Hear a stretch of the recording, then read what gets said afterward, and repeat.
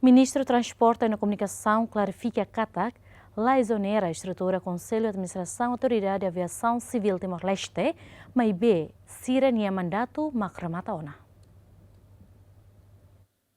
E a reunião com o Conselho Ministro, quarta semana, Ministro do Transporte e Comunicação, Miguel Marques Gonçalves Manitelo, apresenta o projeto de resolução do governo e a NB determina a exoneração do presidente atual Conselho de Administração Autoridade de Aviação Civil Timor-Leste IP, Eusébio Freitas, onde nomeia Falizezinho Antônio Guzmão, no da presidente do Conselho de Administração, no Nemos Maria Luísa Monteiro, no Cornélio Vasconcelos, no dar membro do Conselho de Administração AACT Linian. Ministro do Transporte e Comunicação Miguel Marques Gonçalves Manitelo clarifica a razão com a exoneração.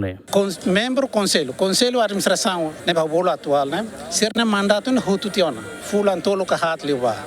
Presidente senhor Eusébio, engenheiro Eusébio, relata bahau, informa que ser mandato Hutu, fulantolo hatba. Mas bem serviço balo, nebe ser halo hela, e me atende kata serviço lubu kida que ia fulan rua tolo, decisão balo nebe ser hasaine, e tahare dia que havia phone tama mais ser uma bahal fiscalização, ser mais bahal fiscalização que hare havia matu sema babe, se amene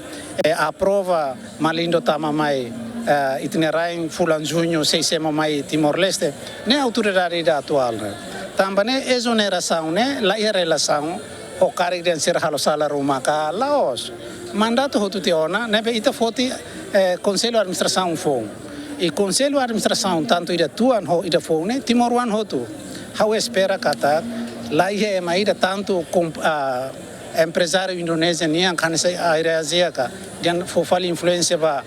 sirabe fone e panei la fiar malo han Timoruan também é tem que fiar a autoridade tanto o ministro, mas vai ter maluco Timoruan ser esta fotina, né? Be horsei decisão nessa. Relembra que Eusébio Freitas reta nomeação para presidente do Conselho de Administração Autoridade de Aviação Civil Timor-Leste IP e início fulan setembro tinha Rua Ruanolo. Luciano Amaral, bem-vindo a Semenas GMN.